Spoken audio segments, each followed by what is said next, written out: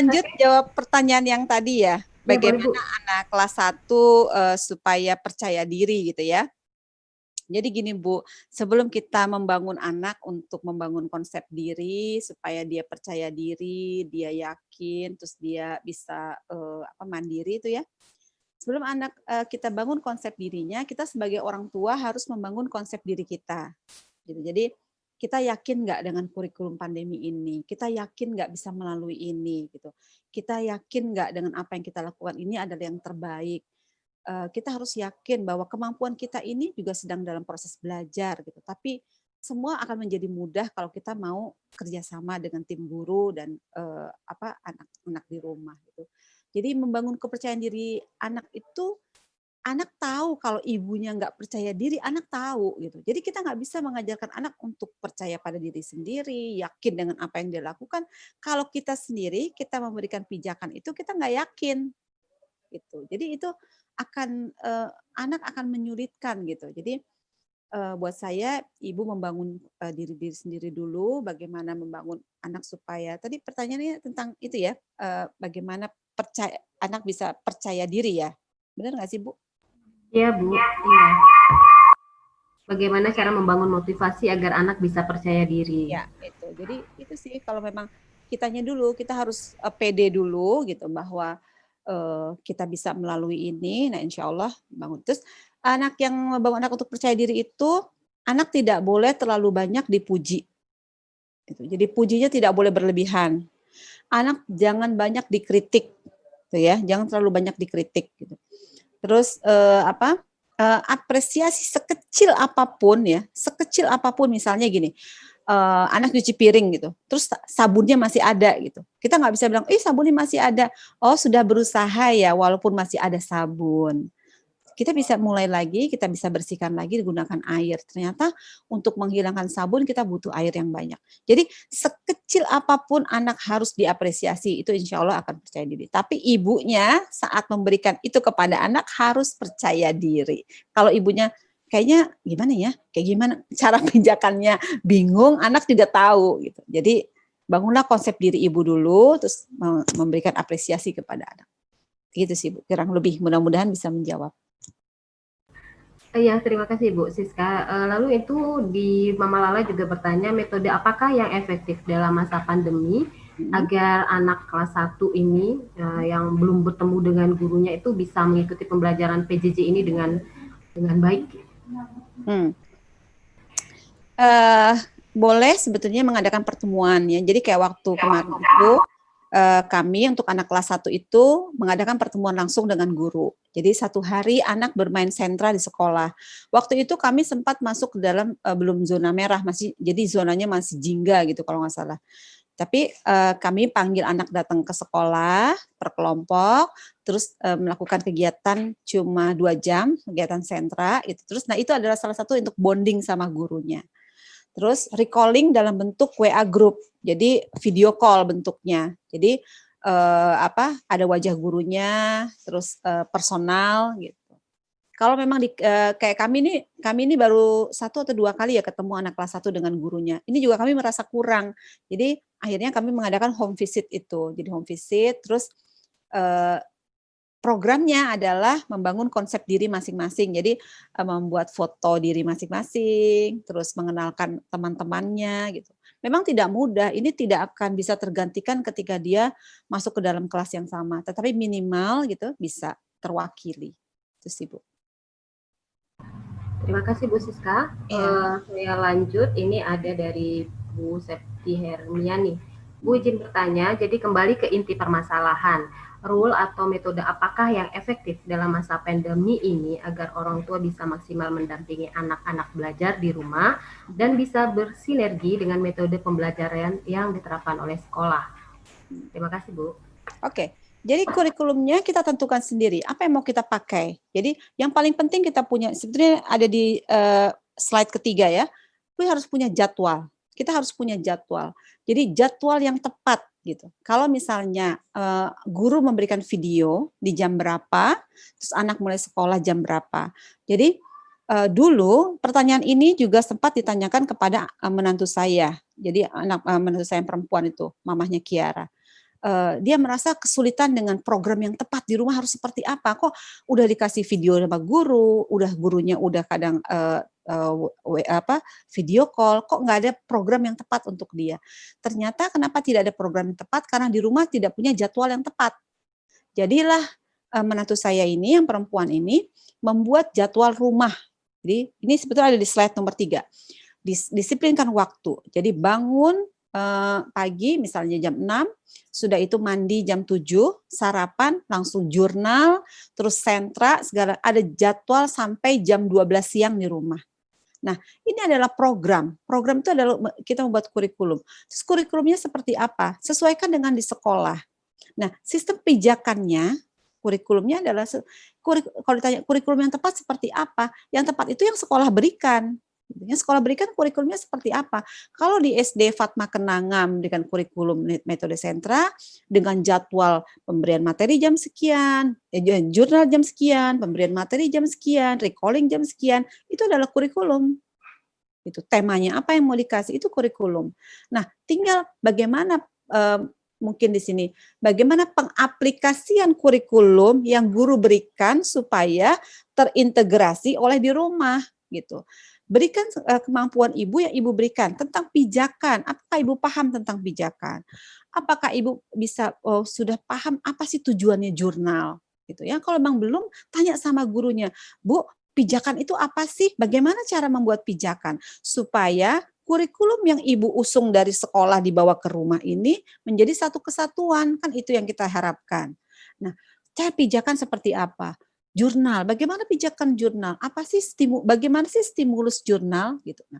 Nah, tetapi dalam keadaan di rumah, ketika kurikulum dari sekolah dibawa ke rumah, ini kondisional disesuaikan oleh rumah masing-masing. Bisa kondusif atau tidak tergantung keluarga masing-masing. Kalau orang tuanya kebanyakan defense, egonya, enggak saya udah bisa kok, tapi anaknya nggak bisa aja nih. Saya terus kayak begitu nggak akan pernah selesai gitu. Dicari solusinya. Kalau persoalan ada di diri kita sebagai orang tua, kita harus perbaiki diri. Kalau persoalan ada di anak, bagaimana kita memahami anak? Kalau persoalan ada di kedua pihak, kita dan anak, berarti kita harus minta tolong dari guru. Gitu. Jadi intinya kan bagaimana. Nah, jadi kalau bagaimana pengaplikasian kurikulum dari sekolah ke rumah itu betul-betul berbeda-beda pada kondisi rumah masing-masing. Jadi nggak ada yang sama.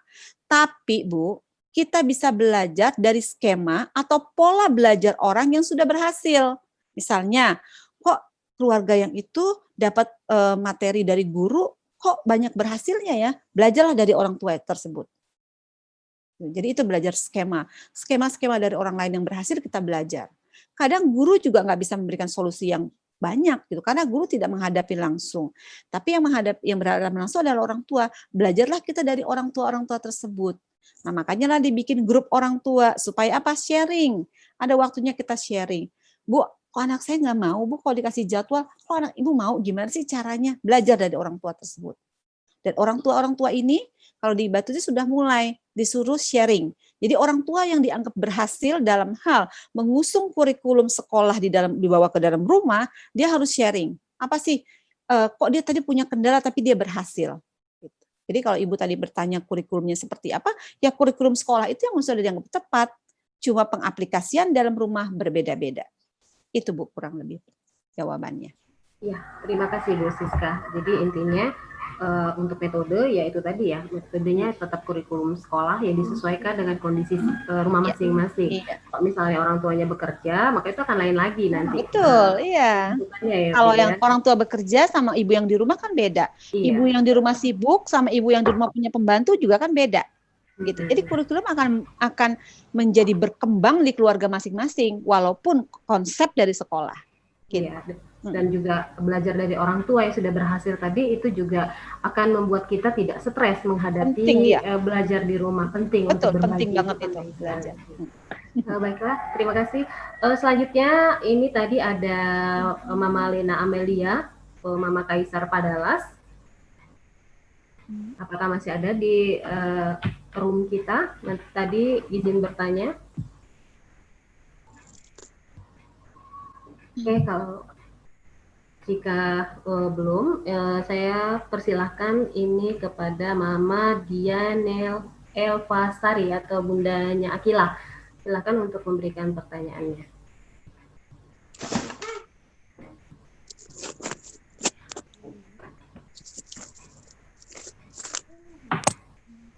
Bunda Akila 2A. Silakan untuk pertanyaannya. Karena sudah chat di room. Apakah Bunda Akila masih ada di sini?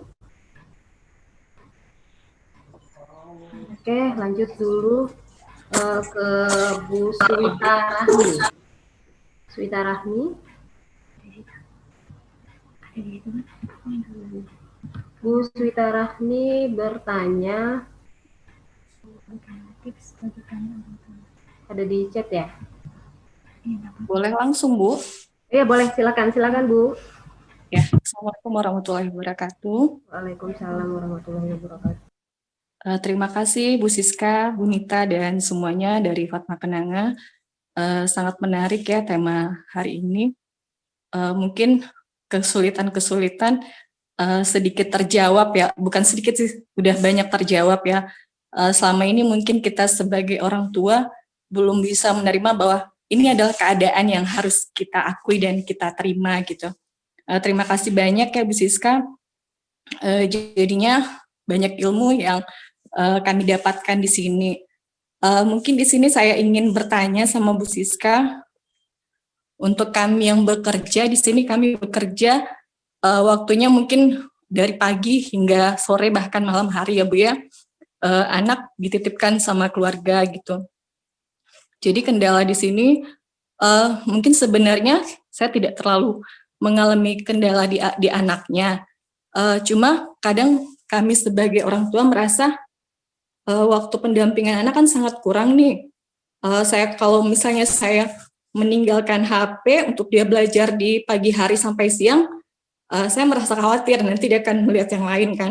Akhirnya saya mencoba untuk ketika saya pulang bekerja, otomatis kan sore hari atau malam hari istirahat sebentar, mengajak anak belajar, dan ternyata itu moodnya udah nggak ada lagi gitu kan. Dia merasa, oh aku udah mau main sama orang tua, udah sore begini gitu kan.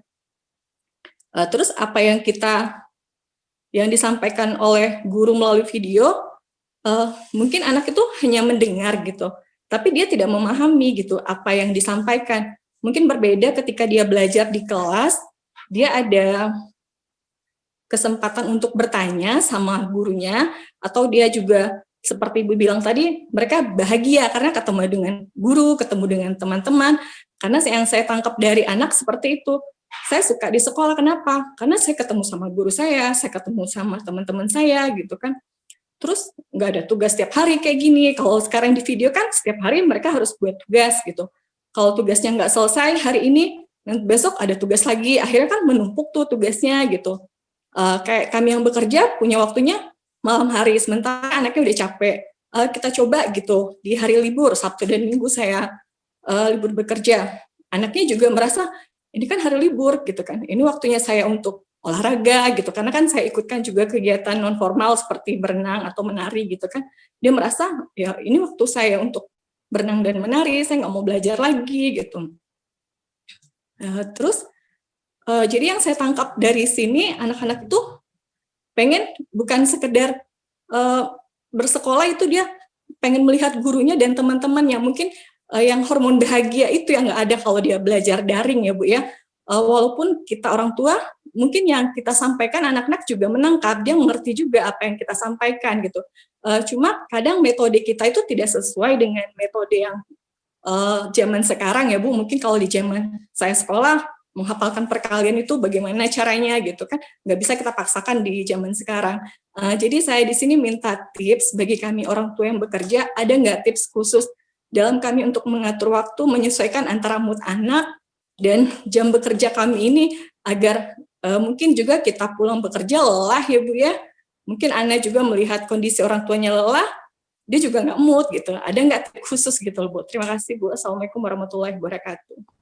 Waalaikumsalam warahmatullahi wabarakatuh. Terima kasih Bu Buzian untuk pertanyaannya. Nah, ini ada ibu pekerja, bagaimana untuk membuat mood anak itu bagus ketika mereka pulang, jadi masih bisa untuk ya mengikuti kayak gitu. Dan Bu Siska juga saya ini di ruangan kita ini ada satu ayah hebat yang istiqomah dari tadi itu luar biasa, Pak Napoleon, yang luar biasa karena biasanya parenting itu ayah-ayah itu sangat-sangat langka. Ya Masya kita Allah. beri apresiasi yang luar biasa dulu untuk Pak Napoleon ya.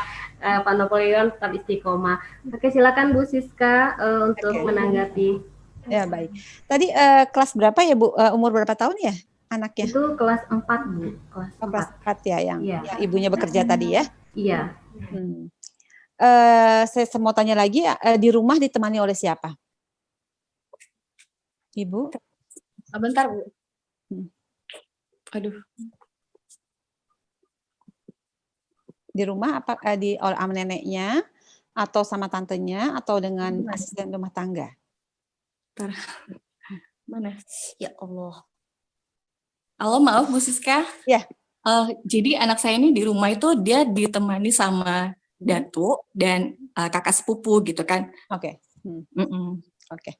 Oke, kalau gitu. Jadi kalau apa namanya, berarti ada keluarga. Nah, berarti tim kerja ibu ini banyak nih gitu. Kalau orang tua yang lain kan cuma ayah, ibu, guru dan anak gitu. Tapi ibu banyak nih, ada ibu, bapak, sama datuk, sama juga saudaranya gitu ya. Nah, berarti ibu harus duduk bareng dulu sama orang rumah gitu. Jadi kendala yang ibu rasakan gitu. Kalau misalnya bisa nggak membantu anak ini ketika mengerjakan tugas di sekolah. Kalau memang mereka juga punya kesulitannya ada di mana. Jadi kita cari solusinya. Nah, kalau memang dirasa anak juga akan sulit untuk misalnya berinteraksi dengan datuk atau mungkin datuk juga kan bingung gimana sih cara pendekatan dengan anak kelas 4 itu seperti itu. Kalau memang dirasa memang ada kesulitan seperti ini, Ibu sampaikan kepada guru kelasnya. Jadi mungkin guru kelas tersebut bisa dengan secara online mendampingi anak tersebut belajar di jam-jam tertentu. Misalnya Ibu utarakan saja kesulitan saya sebagai orang tua di rumah, keluarga juga tidak bisa saya bisa andalkan 100% gitu karena punya kesibukan sendiri dan juga mungkin mereka punya kendala. Jadi minta guru kelas di jam-jam tertentu, misalnya jam berapa guru kelas siap dan anaknya siap dalam hal melakukan tugas itu minta pendampingan. Misalnya 30 menit melalui Zoom atau melalui WA, video call dan lain-lain. Ibu bisa atur itu. Jadi kesulitan ibu bisa dijawab. Mungkin anak walaupun tidak bertatap langsung dengan guru, tapi ketika gurunya memberikan spesial untuk dia, itu akan memotivasi dia. Gitu. Jadi coba diatur dengan guru kelas. Mungkin Bu Nita bisa seperti itu ya. Jadi diatur, Bu Lia, silakan atur untuk anak-anak yang tipe orang tuanya bekerja ini. Jadi kami juga di Batutis melakukan berbagai macam sistem Bu di kurikulum ini nggak ada yang bisa baku. Jadi personal pendekatannya gitu. Jadi kalau memang betul-betul sampai ada anak yang kalau di kami ada orang tua yang daring di sekolah video call, tapi orang tuanya juga buta huruf. Itu kan juga sama kayak orang tuanya nggak ada kan. Jadi itu pendampingannya juga secara personal. Nah, saya setuju dengan anak ibu bahwa hari Sabtu dan Minggu tugas tidak boleh dikerjakan. Saya setuju.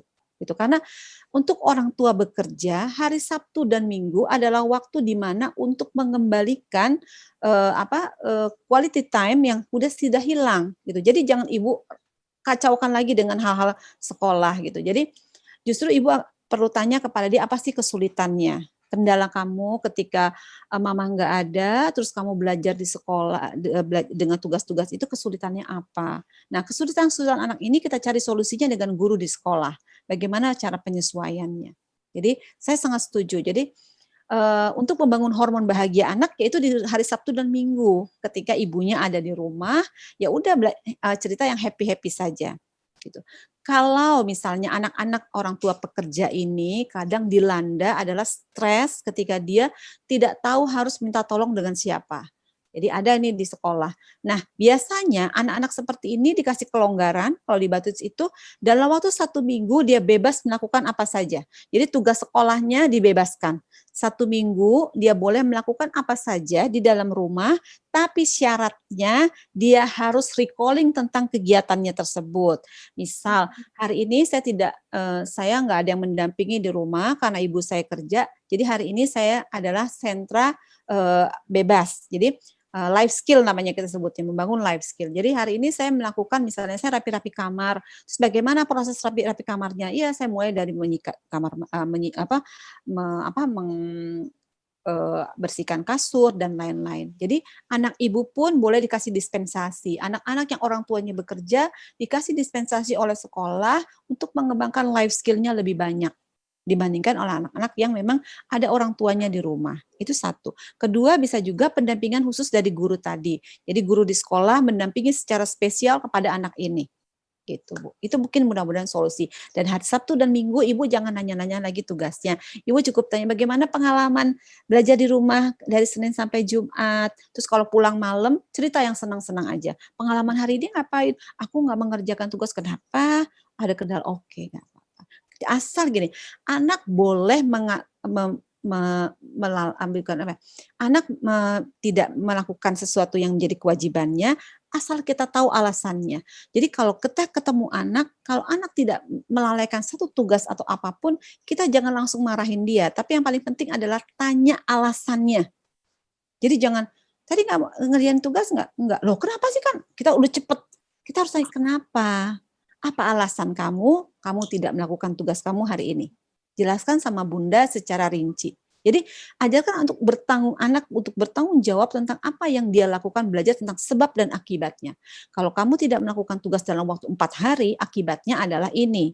Apakah kamu sanggup menanggung akibat itu? Dikasih pertanyaan-pertanyaan yang membangun. Itu sih Bu. Semangat ya Ibu bekerja. Mungkin sedikit ya Bu ya, artinya kita harus sedikit menurunkan, kadang kan kita orang tua kan targetnya, aduh saya ini nggak bisa ini nanti gimana, jadi di kondisi seperti ini artinya kita juga harus mengabaikan, kita kan berpikir ini anak kelas 4 harusnya dia udah bisa ini loh, tapi kamu belum bisa gitu kan, akhirnya kan saya mengalahkan diri saya sendiri, ya sudahlah kondisi memang seperti itu kalau memang kamunya, karena kalau dari komunikasi dengan anak yang saya tangkap, dia bisa belajar, cuma dia tidak suka dengan metodenya Bu. Saya nggak suka belajar sendiri. Saya pernah kan gurunya untungnya komunikatif ya Bu ya. Mereka mengadakan video call dan dia sangat semangat. Saya perhatiin kan dari jauh dia tuh antusias, bahagia, tertawa. Jadi saya tuh pengennya kayak gitu kan. Saya bisa lihat muka teman saya, lihat muka guru saya. Jadi saya perhatikan. Jadi kan mungkin setiap anak ini berbeda metode belajar ya. Jadi anak saya ini tipikal orang yang suka bersosialisasi. Jadi dia mau belajar itu ada temannya, ada gurunya. Kalau dia sendiri, walaupun dia bisa, dia ogah-ogahan gitu Bu. Kalau sama saya, dia ngerti, dia malah bilang kan nggak tahu, padahal dia tahu gitu. Jadi jadi sedikit menurunkan standar kita, dia kelas 4 belum bisa ini, ya nggak masalah gitu ya. Iya, kita harus diturunkan orang Diknas sendiri kan, dari pemerintah sendiri menurunkan standar juga. Standar kita udah turun banget, udah nggak bisa mengejar apapun tuh udah nggak bisa. Gitu. Tapi kita kan tidak boleh juga pasrah, ya udah deh nggak usah kan, nggak. Tapi kan kita berusaha. Tadi seperti Ibu bilang, anak Ibu senang nggak suka dengan satu arah. Kalau video itu kan satu arah, dia nggak suka gitu. Apalagi anak kelas 4 itu kan, itu anak kelas 3, kelas 4 tuh udah zamannya teman itu segala-galanya juga tuh, geng, udah mulai ngegeng, udah mulai kelompok gitu kan. Terus tiba-tiba dicabut dari komunitasnya, dia ditaruh di tempat sendirian, itu kebayang kayak apa. Nah kalau emang itu menjadi solusi, mungkin bukan anak Ibu saja yang mengalami ini, mungkin anak-anak yang kelas 4 yang lain pun sama. Jadi ajukan kepada, saya yakin di Fatma Kenanga juga guru-gurunya sangat kooperatif, ajak di Zoom gitu kan, mungkin dimulai dengan seminggu 2 kali gitu, atau seminggu, nanti lama-lama bisa menjadi setiap hari gitu. Kalau itu menyenangkan, kan Ibu udah ketemu itu solusinya. Jadi memang akhirnya orang tua yang seperti Ibu ini akhirnya akan menuju keberhasilan. Kenapa? Menemukan solusi itu sendiri setelah membaca persoalan. Kadang kalau misalnya kita nih bicara, saya sebagai pakar pendidikan, kan saya cuma memberikan contoh-contoh dan teori. Tetapi kan bagaimana teori yang saya berikan ini, saya kolerasikan dengan kejadian saya di rumah. Gitu. Oh tapi kalau di rumah kok kayak begini ya, coba saya ambil yang metodenya Bu Siska yang A-nya ya, atau kayak A nggak cocok deh, saya coba pakai yang B gitu. Nah itu harus belajar sendiri, gitu. Masya Allah. Sukses Bu. Terima kasih banyak ya Bu Siska. Ya sama-sama. Terima kasih Bu Guzian. Terima kasih Bu. Ya nggak terasa ini waktunya udah cepet banget jalannya.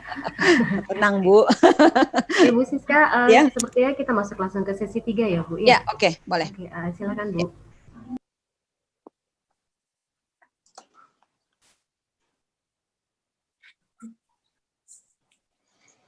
Ya, ini ya sesi 3 itu yang tadi sebetulnya sudah dibahas dibahas juga itu adalah disiplin waktu dengan kegiatan sekolah di rumah. Jadi walaupun tadi kayak kita bicara, nah ibu yang tadi anaknya kelas 4 itu kita boleh fleksibel segala macam, tetapi tetap konsistensi kita harus jaga. Jadi kalau memang anak tidak mau melakukan, tanya dulu alasannya, sebabnya kenapa. Terus kita kasih tahu akibatnya. Kalau kamu melalaikan tugas kamu yang satu, berarti akibatnya adalah ini, konsekuensinya adalah ini. Jadi nggak usah perlu marah-marah, tetapi kasih tahu anak sebab dan akibat saja. Tapi tetap sekolah, kita nggak bilangnya libur di rumah, tetapi adalah sekolah di rumah, gitu ya. Sekolah atau pembelajaran jarak jauh di rumah. Jadi menjaga konsistensi itu penting, gitu, penting banget. Kalau tanpa konsisten, gitu ya, kayak misalnya saya cerita tentang cucu saya itu, ketika Kiara waktu belum punya jadwal yang tepat, itu awur-awuran banget. Tapi ketika ibunya ditaruh di papan tulis besar jadwal Kiara sekolah Senin dan Jumat gitu. Nah kemarin mulai cucu saya juga mulai kok sering banget minta nginep di rumah saya gitu.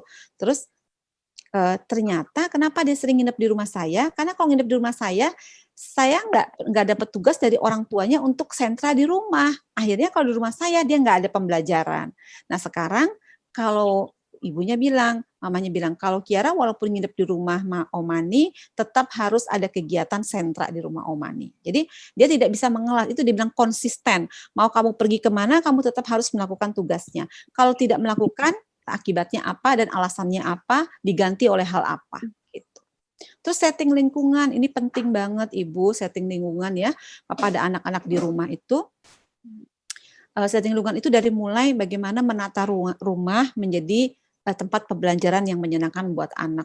Enggak harus mewah ya, tidak harus mewah. Bisa dengan dikasih meja kecil ya, ataupun di suasananya dibikin menarik buat anak, ada papan, ataupun misalnya kalau tidak ada papan, kemarin anak saya tuh bikin beli kertas lebar gitu, tuh tempat anak menempelkan jurnal atau menuliskan menggambar. Jadi gambar-gambarnya ditempel seperti di sekolah. Jadi setting lingkungan. Terus kasih tahu pijakan tentang sekarang ibu itu menggantikan tugas guru di sekolah ke rumah. Pastilah ibu berbeda dengan Bu Nita, pastilah ibu berbeda dengan Bu Lia, gitu. Pastilah ibu berbeda dengan Bu Herlin, itu pastilah berbeda. Tapi tolong ajarkan ibu untuk menjadi tutor kamu, gitu. Jadi ajak anak untuk membantu kerja kita, itu kan menjadi tim. Terus klasifikasi peran ya, klasifikasi peran tuh ketika kita mengajar anak sekolah itu, dia muridnya, kita gurunya. Itu klasifikasi peran. Jadi bukan ibu lagi ya, ini ceritanya nih gantiin perannya Bu Nita di sekolah ya. Jadi kita berganti peran, kamu murid, ibu jadi ibu guru. Itu klasifikasi peran ini supaya anak kayak sadar gitu bahwa sebetulnya itu di dalam area sekolah tapi di rumah gitu. Itu kadang suka orang tua justru yang kayak gini-gini lupa gitu bahwa ayo kan ibu capek nih, ibu-ibu. Jadi buat dia suasana sekolah tapi kok ada ibu terus dari tadi ya gitu. Tapi ketika ibu hari ini tugasnya adalah sebagai guru. Jadi kita main peran ya, kamu jadi muridnya, ibu jadi gurunya. Ini penting kasih kayak gini klasifikasi. Dan yang terakhir jangan pernah lupa adalah apresiasi. Empati itu ketika anak tiba-tiba mutung, sedih dan lain-lain tuh juga harus diberikan empati, harus kasih sayang dan menghormati. Jadi keputusan apapun pada anak kita harus hormati, gitu ya. Terus mungkin tuh Bu Herlin, Bu Nita. Bu Herlin, Ridwan. Bu Herlin sampai dong Bu Herlin. Baiklah, itu tadi Bu Siska sudah memberikan semua slide-nya. Adakah pertanyaan lagi? Ya, silakan. Satu pertanyaan ya Bu ya? Ya, dua juga boleh. Dua boleh, baik sekali. Satu pertanyaan dari Mama Kaisar ini. Iya, Mama Kaisar. Oh, dari Mama Kaisar tadi ya. Orang tua sekarang ini merasa berat bebannya karena sekolah punya target kurikulum dan itu harus dipenuhi oleh siswa. Padahal tidak semua orang tua punya kemampuan yang cukup untuk mengajar dan mengajarkan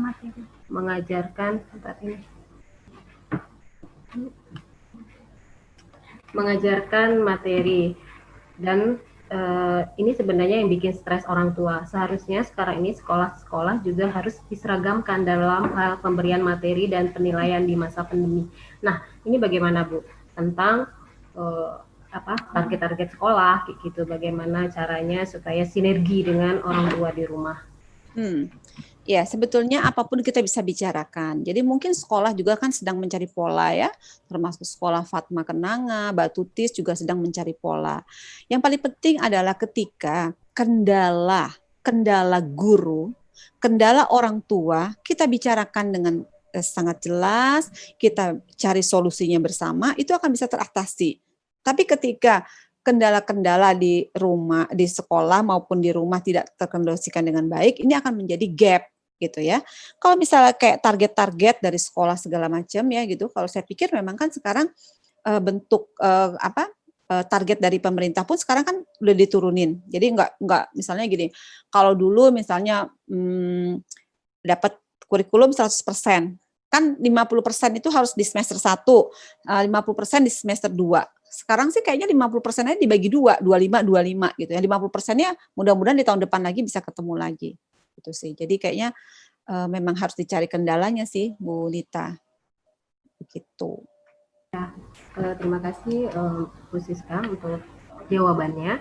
Dan satu lagi ini dari Lira Arman, mama dari Azikra, kelas 5. Assalamualaikum, boleh bertanya Bu lewat chat aja Bu. Ini Azikra, anaknya kelas 5 ya Bu Siska. Kenapa dalam membaca jadi suka salah baca huruf kalimat? Apakah karena daring ini jarang bertemu dengan buku atau kenapa ya Bu? Dalam kegiatan yang lain masih lancar seperti tasin dan membuat vitamin atau pekerjaan rumah, dan lebih kuat keinginannya untuk jalan-jalan keluar, padahal saat ini tidak nyaman untuk berada di luar. Makasih ya Bu. Mohon Bu Siska tanggapannya untuk ini, anaknya kelas 5. Salah baca soal atau salah baca apa ya Bu? Membaca. Sepertinya ini ya, membaca buku. Mungkin. Kenapa Bu? Enggak. Bu Nita mati suaranya. Atau Mama Azikra ada di sini untuk bisa langsung memberikan penjelasan. Membaca apa nih? Membaca soal kah? Membaca buku atau membaca apa ya tadi? Suka salah baca huruf kalimat kalau di sini. Ini Mama Lira Arman. Buku ya? Oh, buku Bu. Buku, membaca buku. Ya, kelas 5. Tapi kalau baca yang lain sudah lancar atau tertentu saja? Sudah lancar. Ini di sini katanya tahsin itu lancar. Iya, membuat tugas juga lancar. Tapi kalau ketika membaca buku, dia sering salah membaca kalimatnya. Oke. Nah, sebetulnya dalam hal membaca buku itu dalam buku cerita anak itu sebetulnya ada urutan batas usia. Jadi kayak misalnya buku untuk anak 1 tahun, buku anak untuk 2 tahun, 3 tahun dan seterusnya itu ada berbeda.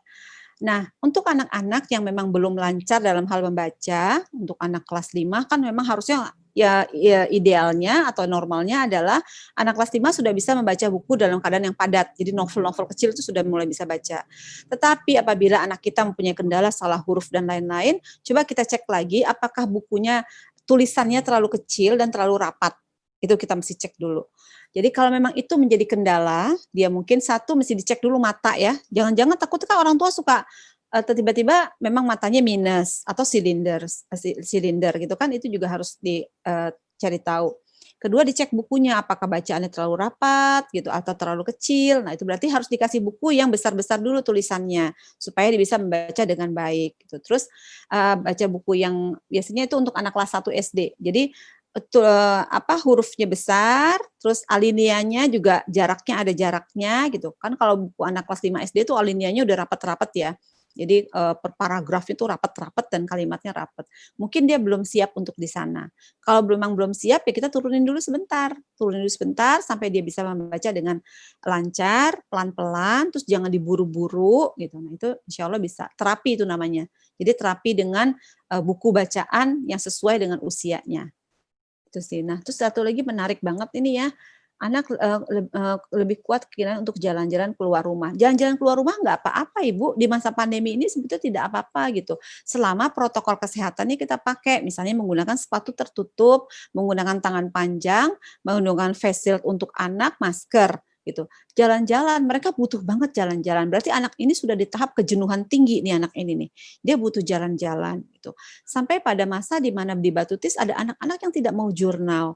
Nah, dicari tahu nggak mau jurnal sama sekali, itu saya bilang, kalau gitu ajak keluar, sesudah dari keluar masih mau nggak jurnal. Ternyata begitu anak ini sering diajak keluar sama ibunya, cuma melihat tanaman tetangga, melihat lapangan, ternyata dia baru mau menjurnal. Artinya apa? Anak itu dalam keadaan yang stres tinggi sebetulnya. Di dalam rumah nggak boleh keluar, nggak boleh ngapa-ngapain, tapi tugas sekolah harus dilakukan. Itu anak itu aja nggak apa ya, nggak histeris aja udah bagus banget gitu. Ini ada kalimat ini saya menarik banget, pengen anak jalan-jalan keluar, ajak aja ibu gitu. Jadi jangan kita terpaku karena kita tidak bisa terus-terusan terkungkung di dalam rumah. Mau sampai kapan? Pandemi ini bisa sampai tahun depan gitu. Jadi selama protokol kesehatannya lengkap, ajak anak-anak jalan ke sekitar rumah saja dulu. Gitu sih. Kasihan soalnya. Iya, mudah-mudahan Mama Azikra mudah terjawab ya pertanyaannya. Dan satu lagi yang terakhir ini Bu Siska dari Yenta Martini. Assalamualaikum Bu Siska, saya Bunda Lala kelas 2B, izin bertanya ya Bu. Bagaimanakah memberi pengertian kepada anggota keluarga lain dalam hal memahami bahwa memang saat ini hanya video saja yang bisa diberikan oleh guru dalam pembelajaran, karena ayahnya atau nenek tidak bisa menerima pembelajaran hanya dengan video saja. Terima kasih Bu Siska. Oke. Nah, metode sentra adalah metode kurikulumnya individual. Gitu. Saya yakin banget sekolah Fatma Kenanga ini adalah sekolah yang sangat kooperatif dengan menggunakan metode sentra. Nah, berarti anak ini perlu kurikulum individu. Gitu ya. Kalau memang anak ini perlu kurikulum individu, berarti harus dibuat kerjasama sama guru. Misalnya WA, video call dengan guru di jam-jam tertentu, ya. Atau mungkin perlu home visit gitu ya, home visit guru datang ke rumah memberikan pijakan kepada anak itu untuk mandiri gitu. Misalnya anak ini udah kelas 2, boleh mengerjakan semuanya misalnya sendiri, guru cuma tinggal mengingatkan saja. Atau mungkin memang anak ini butuh video call setiap hari oleh wali kelasnya gitu. Video call selama berapa? 15 menit kah? 20 menit. Nah, itu yang disebut kurikulum individu. Karena memang tidak semua anak bisa belajar dengan video saja. Karena kalau video itu kan cuma satu arah.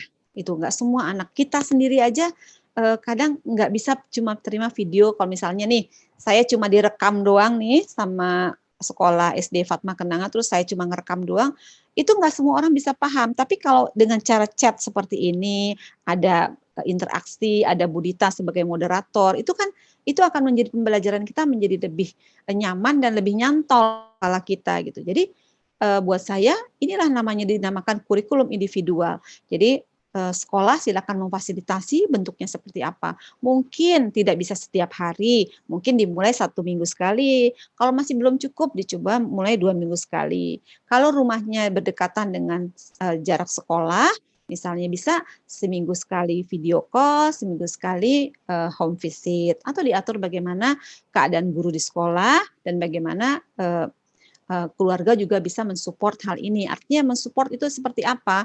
Supaya tidak tergantung gitu. Ketika ini berjalan 1 bulan dan ini anak sudah bisa dilepas, berarti mungkin videonya cukup seminggu sekali. Seperti itu. Mudah-mudahan bisa menjawab. Baik Bu Siska, jadi intinya ini tadi kan yang ditanyakan bagaimana caranya untuk memberikan penjelasan kepada orang yang di sekitar mereka, keluarga itu ya, dengan tadi bisa salah satunya dengan video call atau apa. Jadi di situ bisa membantu, ternyata tidak hanya video yang diberikan, tetapi bisa bertemu tapi lewat virtual, kira-kira seperti itu. Betul. Dan tidak terasa, sangat-sangat tidak terasa, waktu juga berjalan dengan sangat cepat, dan harus kita sudahi ya Bu, kita sudahi. Padahal saya pribadi nih pengen sekali terus belajar dengan Ibu Siska bagaimana sih tetap waras selama pandemi ini menjadi guru di rumah. Dan mudah-mudahan hari ini apa yang diberikan tadi semuanya itu bisa sedikit banyak memberikan angin segar untuk orang tua dalam menghadapi kondisi pandemi dan terus harus belajar. Dan ini di sini saya minta Pak Napoleon tadi, saya penasaran Pak Napoleon untuk memberikan kesan dan pesannya untuk kegiatan kita hari ini. Masih adakah Pak Napoleon di sini? Karena ini luar biasa hebat. Ada Ayah Kean juga, katanya Ayah Kean untuk video nih. Pak Napoleon masih adakah? Oh, tutup video beliau. Saya malu ya namanya dipanggil. Sebelumnya saya mewakili dari Ayah Hebat, Bunda Hebat di sini, Bu Siska, mengucapkan banyak-banyak terima kasih untuk ilmu yang diberikan hari ini. Mudah-mudahan kami di sini bisa bersabar menghadapi kondisi ini dengan tadi mendapatkan ilmu yang luar biasa dan menerapkannya di rumah gitu. Dan mohon juga doanya Bu Siska, kita di Bengkulu ini tetap tetap bersabar kayak gitu dengan kondisi ini, pandemi cepat berlalu. Dan ada beberapa catatan yang saya buat untuk materi kita hari ini. Yang pertama, kondisi pandemi adalah momen orang tua untuk kembali diingatkan oleh Allah bahwa anak itu adalah titipan Allah dan orang tua yang akan bertanggung jawab di hadapannya nanti. Yang kedua, kita harus membangun ini momen ya, life skill anak di rumah. Jadi lebih banyak keterampilan yang bisa orang tua ajarkan untuk anak di rumah, dan membuat program sekolah di rumah itu dengan kerjasama yang baik antara anak, orang tua, dan sekolah, ya Bu ya.